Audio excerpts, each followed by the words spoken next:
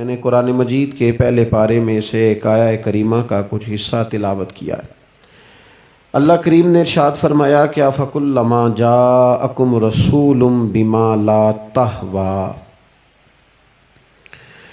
فرمایا تو کیا جب تمہارے پاس کوئی رسول وہ چیز لے کے آ جاتے ہیں جو تمہارے نفس کی خواہش نہیں، پیغمبر ایسی چیز تمہارے پاس لے آئے جن کو تمہاری خواہش، تمہارا نفس قبول نہیں کرتا، لا تہوی انفسکم مستکبرتم، جن کو تمہارا نفس قبول نہیں کرتا تو پھر تم تکبر کرتے ہو، تمہارے نفس پر وہ چیز گراں گزرتی ہے، تمہاری خواہش کے وہ چیز خلاف ہوتی ہے، تمہاری مرضی کے مخالف ہوتی ہے، پھر وہ تم اس سے تکبر کرتے ہو۔ فَفَرِيقًا كَذَّبْتُمْ، تو ایک گروہ ان میں سے انبیاء کو جھٹلاتا ہے، معاذ اللہ، ایک گروہ کیا کرتا ہے؟ نبیوں کو جھٹلاتا ہے، نبیوں کو، اور دوسرا اس سے بھی آگے بڑھ جاتا ہے، وَفَرِيقًا تَقْتُلُونَ، اور ایک گروہ ان کو شہید کر دیتا ہے۔ انبیاء کرام علیہم السلام کی جو تعلیمات ہوتی ہیں وہ کامل، اکمل اور مکمل ہوتی ہیں۔ انبیاء کرام علیہم السلام معصوم ہوتے ہیں۔ نبیوں میں معاذ اللہ نہ ظاہری طور پر کوئی نقص ہوتا ہے نہ باطنی طور پر نقص ہوتا ہے۔ اللہ تعالیٰ انبیاء کرام علیہم السلام کو بڑے قبیلوں میں پیدا فرماتا ہے، ان قبیلوں میں جو اس دور کے اندر لوگوں میں بڑی قدر کی نگاہ سے دیکھے جاتے ہیں، ان میں نبی آتے ہیں۔ انبیاء کرام کو اللہ تعالیٰ حسن و جمال دیتا ہے، قد و قامت دیتا ہے، ان کو اللہ تعالیٰ پر وجیح چہرے دیتا ہے، کامل تعلیمات دیتا ہے۔ اور سب سے بڑی بات یہ ہے کہ انبیاء معصوم ہوتے ہیں، ان کے اندر کوئی نفسانی خواہش ہی نہیں ہوتی، نبی کوئی خطا کرتے ہی نہیں۔ کامل، مکمل، اکمل تعلیم نبی لے کے آتے ہیں، لیکن اللہ کا قرآن کہتا ہے کہ جب وہ چیزیں تمہاری نفس کی خواہش کے خلاف ہوتی ہیں، چیزیں بالکل مکمل ہیں، کامل ہیں، اکمل ہیں، نبی معصوم ہیں۔ عام آدمی اگر کوئی بات کرتا ہے تو اس کی بات میں نقص رہ جاتا ہے، کمزوری رہ جاتی ہے، کسی دانشور سے، کسی شاعر سے، کسی ادیب سے، کسی آپ جس نے اپنی دانش بینش کے حساب سے کوئی بات کی ہے، آپ اگر اس سے کوئی تربیت لیتے ہیں تو اس کی بات میں کمزوری رہ جائے گی، عام آدمی ہے۔ انبیاء کرام علیہم السلام کی تعلیمات جو ہوتی ہیں وہ ذاتی نہیں ہوتی، وہ وحی الہی کے ساتھ ہوتی ہیں، ان میں کمزوری کوئی نہیں ہوتی، نقص کوئی نہیں ہوتا۔ انبیاء کرام علیہم السلام خوبصورت ہوتے ہیں، نورانی ہوتے ہیں، یعنی کسی بندے نے معاذ اللہ ان سے کوئی ایسی چیز نہیں دیکھی ہوتی جس سے کہ قباحت پیدا ہو، نقص پیدا ہو۔ انسان دور ہٹے، انہیں اللہ تعالیٰ ظاہری، باطنی، معنوی حسن دے کے دنیا میں بھیجتا ہے، کیوں نہیں لوگ مانتے؟ 950 سال حضرت نوح علیہ السلام نے تبلیغ فرمائی، اور میرے بھائی 1.5 دن میں بندہ تھک جاتا ہے، اکتا جاتا ہے، ہف جاتا ہے، عام آدمی کی بات کر رہا ہوں۔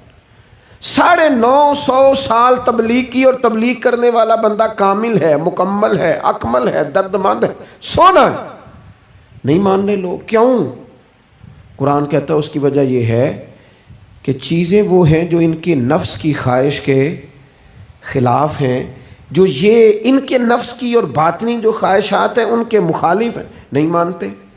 حضرت موسیٰ کلیم علیہ السلام بنی اسرائیل کو نجات دینے کے لیے آئے تھے، راحت دینے کے لیے تشریف لائے تھے، لیکن آپ ان کے مطالبات دیکھیں کس قدر تکلیف دی۔ کبھی کہتے تھے نہیں مانتے جب تک اللہ کو اعلانیہ نہ دیکھ لیں، کبھی وہ کوئی مطالبہ لے کے آ جاتے، کبھی وہ پانی کا مطالبہ کرتے اور کہتے 12 چشمے الگ الگ چاہیے، کبھی وہ من و سلوہ کا مطالبہ کرتے، کبھی کہتے من و سلوہ تو آتا ہے پر یہ ایک جیسا کھانا ہے، ہمیں تو الگ الگ چاہیے، وہ اجناس چاہیے جو زمین سے اگنی ہے۔ حضرت موسیٰ خوبصورت تھے، نورانی تھے، پروجی تھے، اور کمال یہ ہے کہ رب کے اتنے پیارے ہیں جن سے رب کلام فرماتا ہے، لیکن قوم ہے کہ تسلیم کرنے کو تیار نہیں، ماننے کو تیار نہیں۔ فقط اتنی بات ہے کہ وہ تعلیمات وہ ہیں جو ان کے نفس کی خواہش کے خلاف ہیں، اور ذرا سا انہیں موقع ملا، حضرت موسیٰ علیہ السلام 40 دنوں کے لیے کوہ طور پہ تشریف لے گئے تو پیچھے سے ایک بچڑے کی پوجا شروع کر دی۔ جناب کلیم واپس آئے تو پھر طرح طرح کی ہیلے بازیاں، حضرت یوسف علیہ السلام کا تو حسن مشہور ہے نا ساری دنیا میں، دنیا جانتی ہے نا کتنے سونے تھے، تو کیا اتنا خوبصورت آدمی بھی کنویں میں ڈال دیا جاتا ہے؟ کیا اتنا حسین آدمی بھی بازار میں بیچ دیا جاتا ہے؟ کیا اس قدر شخص جو ظاہری باطنی طور پر نورانی ہو، اس شخص پر بھی الزامات دھر کے جیل میں ڈال دیا جاتا ہے؟ مخلوق تو فنکار ہے اس درجہ کے پل بھر میں سنگے در کعبہ سے بھی اصنام تراشے، اور تم کون ہو کیا چیز ہے داغے کبابی، لوگوں نے تو مریم پہ بھی الزام تراشے۔ حضرت مریم سلام اللہ علیہ پر بھی، اور جناب عیسیٰ جن کو اللہ نے کھلے معجزات دیے، کوئی ضرورت تھی کسی اور چیز کی؟ جو بچہ پنگوڑے میں کہہ رہا ہے انی عبداللہ، میں اللہ کا بندہ ہوں، کھلے معجزات اور وہ بھی پنگوڑے میں۔ لیکن قرآن کہتا ہے تعلیمات وہ تھیں کہ جو ان کی نفس کی خواہش کے خلاف تھیں، لہذا نفس کی خواہش، وہ جو ایک جگہ پہ قرآن مجید نے کہا نا کچھ لوگوں نے نفس کی خواہش کو خدا بنا لیا، وہ چونکہ خواہشات نفسانیہ کے خلاف تھیں، نتیجہ اس کا یہ نکلا کہ ان لوگوں نے پیغمبروں، رسولوں، انبیاء، اللہ کے محبوب بندوں کو جھٹلا دیا، یہاں تک کہ قتل کر دیا۔ حضرت زکریا علیہ السلام جیسے لوگوں پر آرے چلا دی، شہادتیں ہو گئی انبیاء کی۔ وجہ کیا تھی؟ نفس کی خواہش کے خلاف تعلیمات تھی انبیاء کی، نہیں تسلیم کیا۔ نبی اکرم نور مجسم شفیع معظم صلی اللہ تعالی علیہ وسلم کے نہ سارے معجزات ان لوگوں نے اپنی آنکھوں سے دیکھے تھے، اور ایک دوسرے کے سامنے بیٹھ کے حضور کی تعریفیں کرتے تھے کہ میرا بھتیجا ہے، اس نے کبھی جھوٹ بولا ہو، ہے کبھی امانت میں خیانت کی ہو، ہے کبھی اس کے اندر کوئی نقص دیکھا ہو۔ وہ تعریفیں، وہ خوبصورتیاں، وہ رعنائیاں۔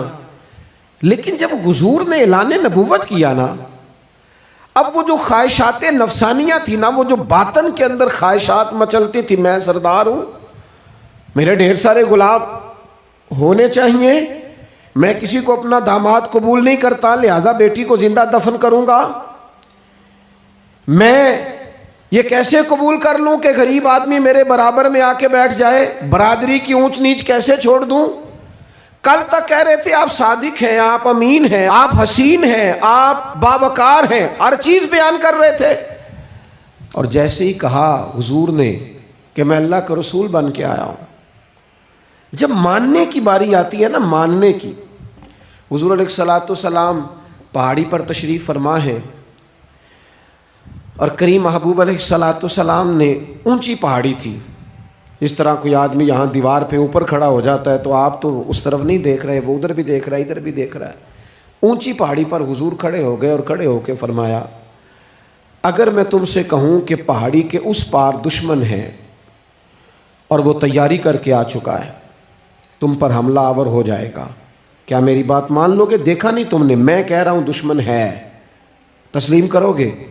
سارے مکے کے لوگ جمع تھے، کہنے لگے کیوں نہیں مانیں گے، آپ صادق بھی ہیں اور امین بھی ہیں، آپ کی زبان سے کبھی جھوٹ نکلا ہی نہیں۔ یہ خاص پیغام حسین کانفرنس میں عرض کرنا ہے آپ کو، بھائی میں اگر کہوں کہ اس طرف دشمن آ گیا ہے، تم نے نہیں دیکھا، میری زبان پر اعتبار کرتے ہو؟ یا رسول اللہ آپ صادق اور امین ہیں، آپ نے کبھی جھوٹ بولا نہیں، خیانت کی نہیں، 100% یقین ہے، مان لیں گے؟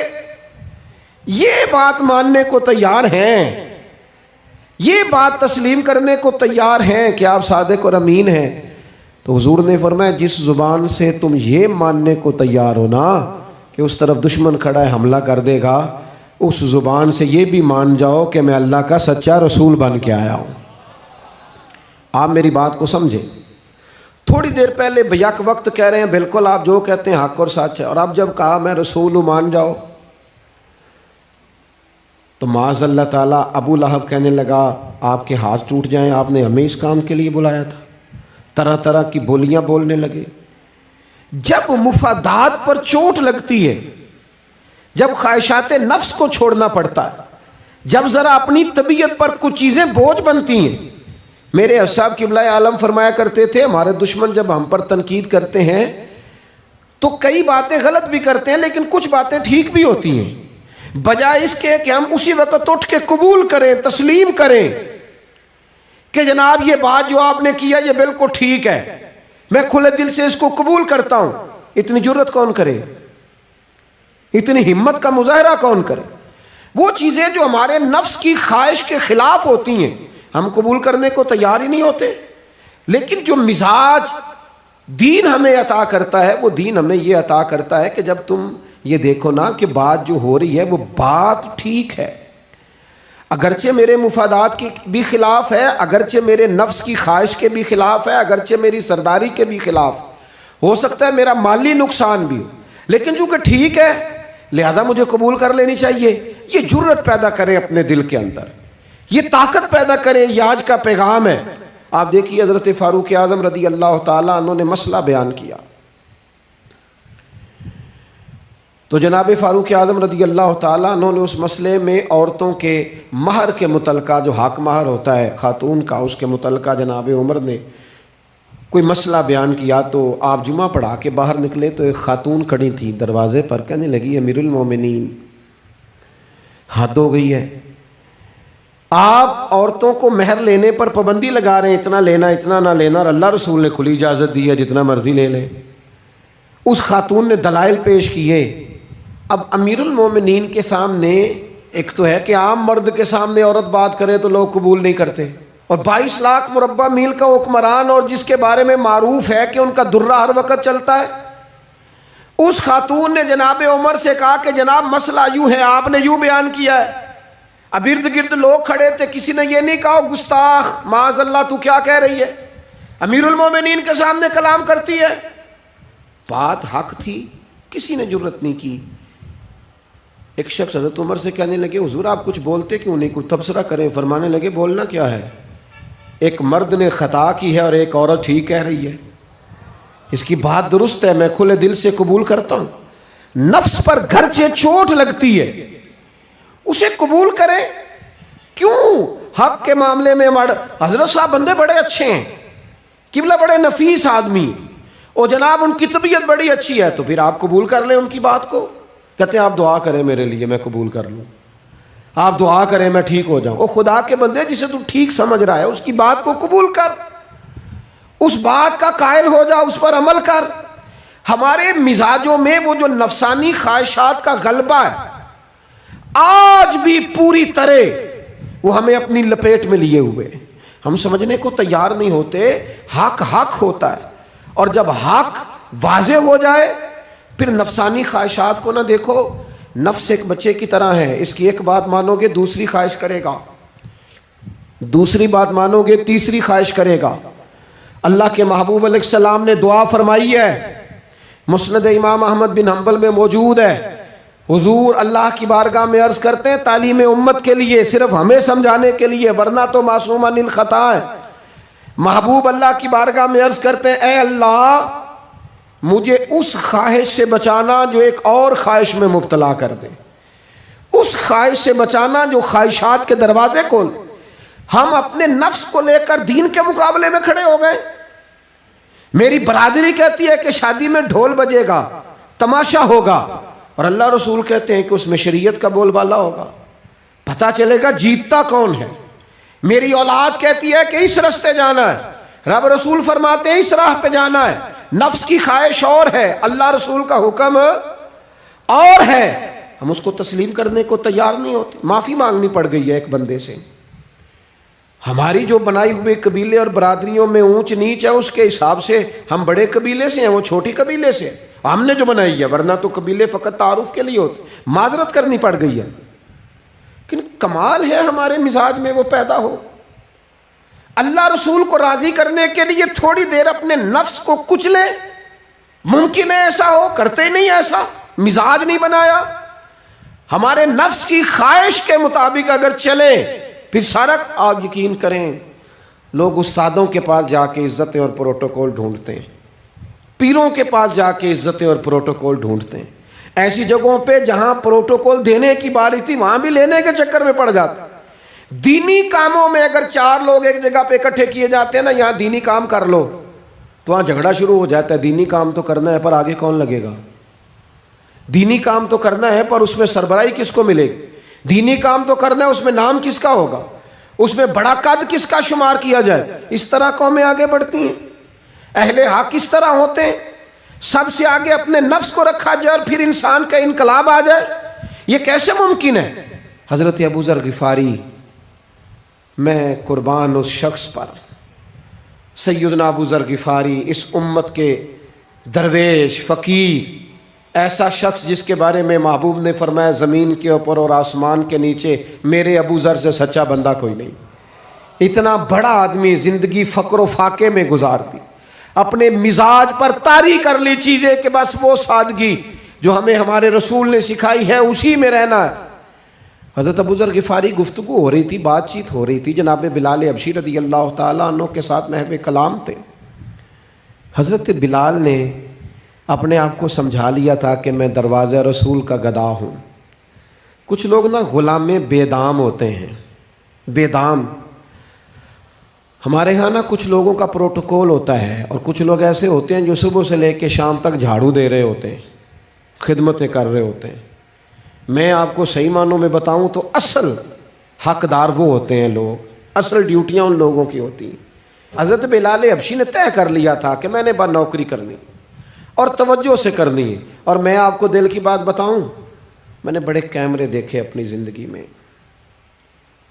میں نے بڑا کچھ دیکھا تھوڑے وقت میں۔ میں آپ سے عرض کروں، وہ بڑی مزیدار زندگی ہوتی ہے جس میں انسان تھوڑا پیچھے بیٹھا ہوا ہوتا ہے، جس میں نا بہت سارے کام ہیں۔ میں تھوڑے دن پہلے ایک جگہ جماعت کرانے کے لیے کھڑا ہوا، ایک صاحب نے جماعت کی ویڈیو بنانی شروع کر دی، بعد میں مجھے دوست بتانے لگے، وہ خدا کے بندے، عبادت تقریر میں کبھی رونا آ جاتا تھا، دعا میں رونا آ جاتا تھا، میں نے ضبط کرنا شروع کر دیا، چھوڑ دیا۔ لوگ آنسو بیچنے لگ جاتے، پیر صاحب رو پڑے۔ پیر صاحب کس بات پہ روئے؟ او خدا کے بندو، پیر کو معافی لے لینے دو اللہ رسول سے، اپنے لیے اپنے سنگیوں کے لیے اللہ کے حضور اسے آنسو بہانے دو۔ کوئی چیز تو کیمرے سے باہر رہے، کچھ چیز تو۔ کیا خوبصورت لفظ ہے مولا علی شیر خدا کے، فرماتے ہیں اسے مبارک ہو جسے تھوڑے لوگ جانتے ہیں، اسے مبارک ہو۔ سے ثبوت نہ پچھو میتھوں، پلائے نظر کرم کا دھوئی، اے میں جانا یا دل بر جانے غیر نہ جانے کوئی، میں مسکین پرانا خادم کسے در ملی نہ ٹوئی، یہ تے واصف یار نے نظر جو کی تھی تے واصف ہی ہوئی۔ یہ تو اس کا فیصلہ ہے، ہمارے لیے مقام شکر ہے، ہر مقام پر شکر گزار ہیں، عاجزی کرتے ہیں، لیکن جو معاشرے کا ماحول بن گیا، یعنی ایک بندے سے بھی آپ بغیر کیمرے کے ملاقات ہی نہیں کر سکتے۔ وہ زیارت کرنے آتا ہے اور وہ ساتھ کہتا ہے 30 سیکنڈ کا میں نے کلپ بھی بنانا ہے، تو زیارت ہو گئی، ختم ہو گئی بات۔ یہ کون سی زیارت ہے جو تو نے قید بھی کرنی ہے ساتھ؟ خدا کا خوف کریں، کیا کس طرف ہم جا رہے ہیں؟ بہرحال عام دام برسر مطلب، حضرت بلال حبشی نے طے کر لیا تھا اپنی زندگی میں سادگی، پیچھے پیچھے رہنا ہے۔ وہ شہرت سے بچنے والا پیچھے پیچھے رہتا ہے، اور میرا جی چاہتا ہے ساری غزلیں اس ظالم کے نام کریں۔ کچھ لوگ طے کر لیتے ہیں میں نے پیچھے پیچھے رہنا ہے، ان کے اعلان کیے جاتے ہیں، بلایا جاتا ہے، پھر بھی پیچھے نکل جاتے ہیں۔ جو عرض کرنا چاہتا ہوں، حضرت سیدنا بلال حبشی نے طے کر لیا تھا۔ ایک دن کسی بات میں نا ہو جاتا ہے رائے کا اختلاف، رائے کے اختلاف کو کبھی مخالفت نہ بنائیں، اپنوں سے اختلاف ہو تو اختلاف رائے رکھیں، رائے دیں، حکم کبھی نہ دیں۔ ہمارے یہاں لوگ حکم دیتے ہیں، رائے نہیں دیتے، بعد میں ادھر ادھر بیٹھ کے شکوے کرتے ہیں، دسو جی میری منی نہیں، وہ بھی تیرے سے مشورہ لیا تھا، قبول بھی ہو سکتا ہے، رد بھی ہو سکتا ہے، ختم ہو گئی بات۔ کسی بات میں جناب ابو ذر غفاری کا اور حضرت بلال حبشی کا رائے کا اختلاف ہو گیا۔ اب حضرت بلال حبشی غلام ہے، جناب ابو ذر بڑے قبیلے سے، تو جناب ابو ذر غفاری نے بات کرتے کرتے حضرت بلال کو کہہ دیا، او حبشن کے بیٹے، تھے بھی وہ حبشن کے بیٹے، لیکن حضرت بلال کے دل کو تکلیف ہوئی۔ بعض لوگ کہتے ہیں میں نے سچ ہی بولا ہے، سچ اپنے بارے میں بولنا، تو دوسروں کے بارے میں سچ بولتا ہے، اپنے بارے میں بول، صرف تو دوسروں کے لیے بولے۔ او جی میں نے سچ ہی تو بولا تھا، سچ بولنے کی بھی حکمت ہے، سچ بولنے کی سب سے بڑا سچ کسی کو اللہ کی طرف بلانا ہے، اور میرا رب فرماتا ہے ادعو الی سبیل ربک بالحکمہ، کسی کو اللہ کی طرف بھی بلاؤ تو دانائی کے ساتھ بلاؤ، حکمت کے ساتھ، سب سے بڑا سچ بھی بولو تو دانائی کے ساتھ بولو۔ تو نے سچ بولا ہے اور تو نے لوگوں کا کلیجہ چیر کے رکھ دیا ہے. یہ کیا انداز ہوا تیرا سچ بولنے کا؟ یہ کیا طریقہ ہوا؟ حضرت سیدنا بلال حبشی رضی اللہ تعالیٰ عنہ کو جناب ابو ذر غفاری نے کہا ابشر کے بیٹے بات سچی تھی. حضرت بلال کو تکلیف ہوئی, کونے میں بیٹھ کے روئے, اور غلام روئے اور آقا کو خبر نہ ہو. تڑپے جو ہم یہاں تو مدینے خبر گئی. حضور علیہ الصلوۃ والسلام پتہ چلا, محبوب نے منبر سجایا. حضور کی عادت تھی نامینیٹ کر کے اصلاح نہیں کرتے تھے, بائی نیم نہیں, نامزد کر کے نہیں, اوورال بات کر دیتے, سمجھنے والے سمجھ جاتے. حضور فرمانے لگے لوگوں کو کیا ہو گیا ہے, میں نے تو جاہلیت کی ساری باتیں پاؤں تلے رون دی تھی, ابھی بھی کہتے ہیں بلال کو ابشن کا بیٹا. حضرت ابو ذر غفاری کہتے ہیں باقی تو کوئی نہ سمجھے تو میں سمجھ گیا. بڑا مشکل ہوتا ہے مجمع میں اٹھ کے معافی مانگنا. ہمارے ہاں بعض لوگ معافی بھی اس طرح مانگتے ہیں کہ یوں لگتا ہے گن بھی ساتھ پکڑی ہوئی ہے, معافی دو ورنہ گولی مار دوں گا. معافی مانگنے کا بھی طریقہ سلیقہ نہیں آتا. اور دنیا میں کچھ ایسے نفس پرست ہیں ان کو استادوں سے معافی مانگنے پڑی تو نہیں مانگ سکتے, مشائخ سے معافی مانگنے آتی ہے تو نفس کے بندے بن کے نفس کی غلامی کرتے ہیں, لیکن اپنی عزت کی جگہوں کو بھی درست نہیں کرتے. کتنا بڑا مجرم ہے جو باپ سے بھی معافی نہ مانگ سکے, جو ماں سے بھی نہ کہہ سکے میں غلطی کر گیا تھا. اتنی بڑی نفس پرستی. تو نے آقا بنا لیا اپنے نفس کو اپنا. مجمع میں معافی مانگنا, اعتراف کرنا, حق کو قبول کرنا, اپنے نفس کو ذبح کرنا.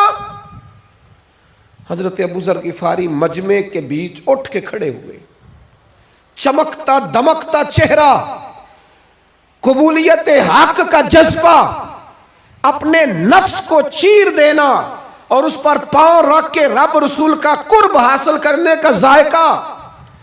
جناب ابو ذر غفاری حضرت بلال کے قریب گئے اور پھر ان کے سامنے لیٹ گئے, رو کے کہنے لگے ابشن کے بیٹے اٹھا اپنا پیر اور رکھ میرے سینے پہ. میں اس قوم کو بتانا چاہتا ہوں کہ تھا تو حبشن کا بیٹا, پر جب سے مدینے والے کا کلمہ پڑا ہے کائنات میں عزت والا ہو گیا ہے. یہ دیکھو کس نے ذروں کو اٹھایا اور صحرا کر دیا, کس نے قطروں کو ملایا اور دریا کر دیا, کس کی حکمت نے یتیموں کو کیا در یتیم اور غلاموں کو دنیا بھر کا مولا کر دیا. ہمارا نفس کی خواہش بچی, رشتے نہیں بچے. ہمارے نفس کی خواہش بچی, تعلقات نہیں بچے. نفس کی خواہشیں بچی, ہمارے اپنے نہیں بچے. نفس کی خواہشیں بچی, مال جمع ہوا, دیانتداری نہیں بچی, وعدوں کی پابندی نہیں بچی, تجوریاں بھر گئیں, روحیں اجڑ گئیں. بددیانتی سے رزق حرام سے کمایا ہوا مال, کاریں کوٹھیاں بنگلے بن گئے, باطن اجڑ گیا. اس لیے کہ نفس کی خواہش پوری کی. نفس کے سامنے اگر انبیاء کی بھی تعلیمات آئیں, لوگوں نے تکبر کیا, قتل تک کر دیا نبیوں کو, لیکن اپنے نفس کی خواہش کے خلاف جانے کو تیار نہ ہوئے. خدا را واپس آ جاؤ, خدا را. وقت آیا, یہ وقت بدلتا رہا, یہ دور تبدیل ہوتا رہا. لوگوں نے اپنی بادشاہیاں قائم کرنے کے لیے بڑے بڑے قتل کیے. ہلاکو خان نے انسانی کھوپڑیوں کے مینار بنائے. لوگوں نے بڑے بڑے ظلم کیے, جبر کیے, خوف اور ہراس پھیلایا, اپنے اقتدار پکے کرنے کے لیے بڑے بڑے جبر کیے. پھر کیا ہوا؟ ایسی ایسی بیماریاں لگیں جن کے علاج ہی کوئی نہیں تھے دنیا میں. بھری ہوئی تجوریاں, پیسے باہر گر رہے ہیں, پر ڈاکٹر کہہ رہا ہے تیرا مرض ہی وہ ہے جس کا علاج ہی کوئی نہیں. اللہ تبارک و تعالیٰ کے قانون سے جب لوگ ٹکراتے ہیں پھر پاش پاش ہو جاتے ہیں. وقت گزرا, ٹائم یزید کا آیا. وقت گزرا تو ٹائم عبید اللہ ابن زیاد کا آیا, ٹائم شمر کا آیا. 1450 سال گزرنے کے بعد اس ہزاروں کے مجمع میں سے ایک ایک بچے کو حدیث یاد ہے کہ حسن اور حسین جنتی جوانوں کے سردار ہیں. بتاؤ یزید کو نہیں آتی تھی, شمر کو نہیں پتا تھا, کلمہ تو پڑھتے تھے نا. یہ عبید اللہ ابن زیاد کو نہیں پتا تھا. نبی پاک علیہ السلام کے کندھوں پر حسنین رہے, ان سب کو پتہ نہیں تھا؟ یہ جانتے نہیں تھے کہ یہ وہ حسنین کریمین ہیں جن کو حضور سنتے تھے، فرماتے تھے یہ میرے پھول ہیں دونوں؟ کیا بات رضا اس چمنستان کرم کی، زہرا ہے کلی جس میں حسن اور حسین پھول۔ آج 1450 سال گزرنے کے بعد امت کو حدیث آتی ہے کہ نبی پاک علیہ السلام نے فرمایا جس نے حسن اور حسین سے پیار کیا اس نے مجھ سے پیار کیا، جس نے ان سے بغض رکھا اس نے مجھ سے بغض رکھا۔ کلمہ پڑھتے تھے، مسلمان کہلاتے تھے۔ 10 محرم کو جمعے کا دن تھا، امام حسین امامہ باندھ کے گھوڑے پر بیٹھ کر خطبہ دینے لگے تو ایک شخص اندر سے بول کے کہنے لگا حسین تقریر لمبی نہ کر، ہمارا جمعہ لیٹ ہو رہا ہے۔ بلے و نمازیوں، سامنے وہ شخصیت کھڑی ہے جس پر ابھی درود پڑھیں گے نماز میں، اللہم صلی علی محمد وعلی، ابھی درود پڑھیں گے حسین ابن علی پر، ابھی شہید کر کے ابھی درود پڑھیں گے، وہ سامنے کھڑے۔ اور امام حسین کا ایک جملہ تاریخ نے یوں لکھا ہے کہ شاید ریت کے ذرے بھی تڑپ گئے۔ امام علی مقام فرمانے لگے مجھے غور سے دیکھو، تمہیں پتہ ہے میں کون ہوں؟ تم جانتے ہو میں کون ہوں؟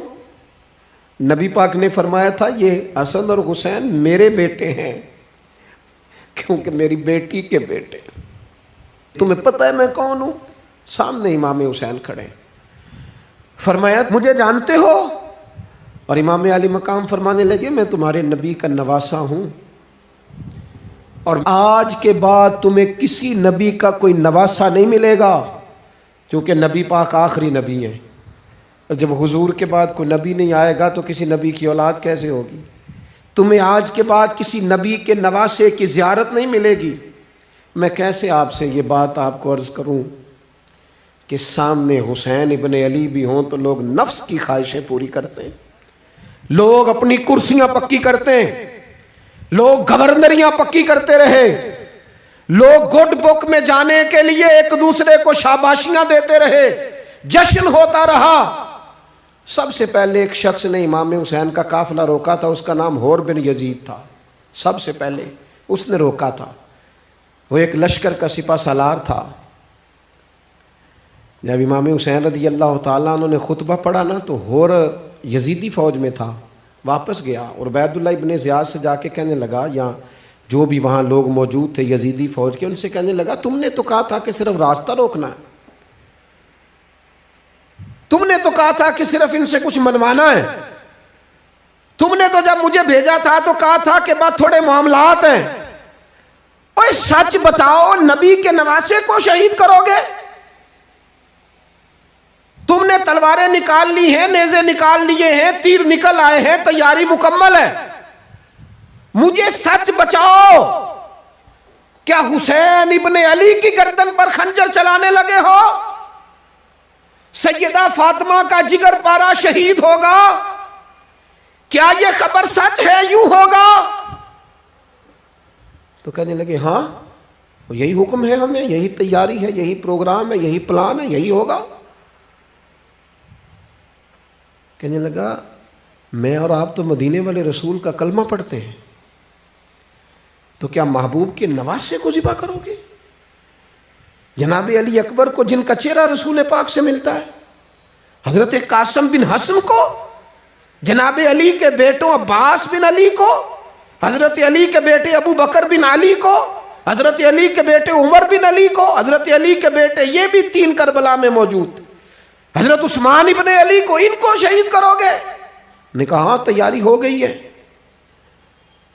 تو سب کے ضمیر مردہ نہیں ہوتے، ہاں بڑی بڑی سخت جگہوں پہ پھول اگتے ہیں۔ حر نے جب ان سے کہا کہ تمہارا پکا ارادہ ہے، کہا پکا ارادہ ہے، تو اس نے کہا یہ زیرہ پکڑو، یہ عہدہ پکڑو، مجھے تمہارا دیا ہوا عہدہ نہیں چاہیے، حسین کے نانا کی دی ہوئی جنت درکار ہے، یہ رکھو اپنے پاس، مجھے تمہارا، ایڑی لگائی اس نے اور دوڑا اور امام حسین کے قدموں میں گیا، کہنے لگا حضور میں مجرم ہوں، میں خطا کار ہوں، میں نے سب سے پہلے آپ کو روکا تھا، پر مجھے قسم ہے اللہ کی، میں جانتا نہیں تھا ان کا ارادہ کیا ہے۔ حضور بھول گیا، غلطی کر بیٹھا، یہ اندھے ہوں گے، ان کی آنکھوں میں پٹی بندی ہوگی، اور مجھے تو پتہ ہے نا کہ دنیا کو پھر محمد کا نواسہ نہ ملے گا، مجھے خبر ہے۔ اگر معافی مانگوں تو معاف کر دو گے؟ پہلا مجرم ہوں، میں نے روکا ہے۔ اگر آ جاؤں تو قبول کر لو گے؟ یہ ظرف، یہ حوصلے، یہ توانائیاں اگر ہیں تو سیدہ فاطمہ کے دودھ میں ہیں، یہ شیر خدا کی تربیت میں ہیں، یہ محبوب نے جو ان کی زبانوں کو چوسا تو اس کرم میں ہے۔ حضرت امام حسین نے اٹھ کے سینہ یوں چوڑا کیا، ہاتھ پھیلائے، فرمایا آجا، لگ جانا میرے سینے کے ساتھ، تو آ جانا، تو نے دیر کی، ہم تو پہلے سے منتظر تھے، تو آ جا، تیری ساری معاف ہیں۔ ہور کے مقدر جاگے، امام علی مقام کے لشکر میں شامل ہوا۔ بعض نے لکھا ہے جو لوگ ابتدا میں شہید ہوئے امام حسین کی طرف سے، ان میں ہور شامل۔ خدا را، کچھ خواہشات، کچھ نفسانی باتیں چھوڑ دو۔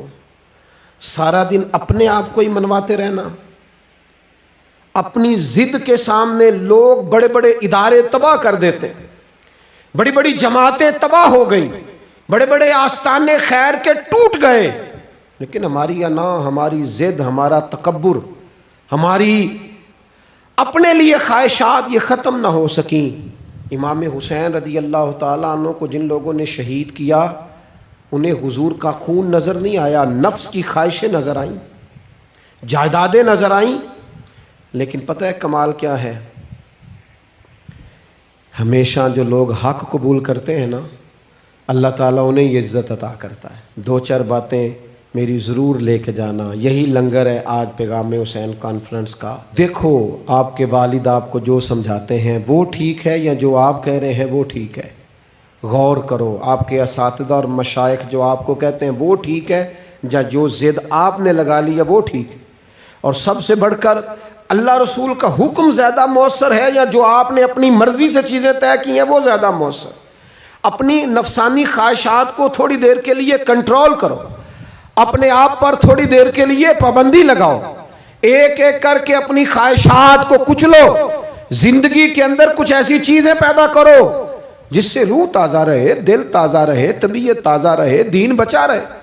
جتنی طلاقیں ہوتی ہیں نا معاشرے میں، ہم سے اگر دن میں 100 لوگ مسئلہ پوچھتے ہیں تو 95 طلاق والے ہوتے ہیں، سوائے اس کے کہ نہ میاں ہارنے کو تیار تھا نہ بیوی ہارنے کو تیار تھی، بالآخر رشتہ ہی ہارا، دونوں کے ہوتے ہوئے بچے یتیموں جیسی زندگی گزارنے لگے۔ تھوڑی دیر کے لیے لوگ چپ نہیں کیے، سارا کچھ ختم کر لیا۔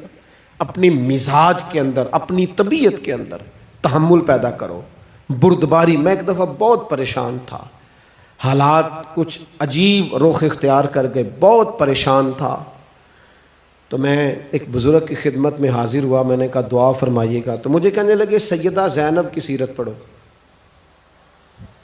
تو میں نے پہلے دن آ کے کتاب کھولی نا، تو دربار دمشق میں جو جناب زینب نے کلام فرمایا نا، انسان ٹوٹ جاتا ہے، لیکن انسان حق پہ ہو کہ اگر گلا بھی کٹا لینا تو اس کا مزاج طاقتور رہتا ہے، روح طاقتور رہتی، اسے محسوس ہوتا ہے کہ میں کمزور نہیں پڑا۔ یزید نے جب کوئی بات کی نا دمشق کے دربار میں، تو حضرت زینب پیچھے بیٹھی تھی پردے کے لوگوں کے درمیان، اس نے جب کوئی بات کی تو جناب زینب وہاں سے اٹھ کے، ہماری خواتین ہر بات پہ روتی ہیں، دو کہیں کہ ختم ہی نہیں ہوتے، جناب زینب پیچھے سے اٹھیں پردے کے پیچھے سے، اور جب اپنی گرجدار آواز میں انہوں نے گفتگو شروع کی تو وہاں ایک نابینا بزرگ بیٹھے تھے جو مولا علی شیر خدا کی بارگاہ میں حاضری دیا کرتے تھے۔ جب سیدہ زینب نے خطبہ شروع کیا نا تو وہ بزرگ چونک گئے، اور وہ نابینا تھے تو ساتھ والے آدمی کا گھٹنا ہلا کے کہنے لگے علی آ گئے دربار میں، علی کی آواز ہے، علی بول رہے ہیں دربار دمشق میں، وہ زینب کا خطاب منبر پہ علی بول رہے ہوں جیسے، علی آ گئے، وہ گرج آواز میں، وہ تنتنا، وہ دبدبا، وہ वफादारी, वो उनकी बात में सदाकत, कांप गई हर चीज़ दरबार की। और इमाम ज़ैनुल आबिदीन बीमार भी थे, मुसाफिर भी थे, परेशान भी थे, लेकिन जब यजीद से उन्होंने कहा ना मुझे खुतबा देने दे, तो चंद मिनट गुफ्तगू की इमाम ज़ैनुल आबिदीन ने, तो कहने लगा अज़ान पढ़ो, जमात कराएं, इसलिए कि इनकी बातों में वो हक होता है। मैं देखता हूँ हमारी सब की अपनी अपनी ख्वाहिशें हैं, अपने अपने रवैये हैं, अपना अपना मिजाज है। अगर लोगों को किसी जगह भी मुल्क की मिली और दीनी प्रोग्राम के लिए जमा होने को कहा जाए, हम तैयार नहीं। क्या किया जाता है हमारे साथ? हमारे ज़मीर इसलिए ख़रीदे जाते हैं कि हम ख्वाहिशात के बंदे हैं। अलग अलग करके किसी को कहा जाता है तेरा कारोबार चमक जाएगा, किसी को कहा जाता है तेरा वो निज़ाम ठीक हो जाएगा। अलग अलग करके लोगों को ख़रीद लिया जाता है। लेकिन अगर ख्वाहिशात थोड़ी हों, अल्लाह की रज़ा पर चलने का जज्बा ज़्यादा हो, तो मेरे अज़ीज़ ज़िंदगी आसान हो जाएगी।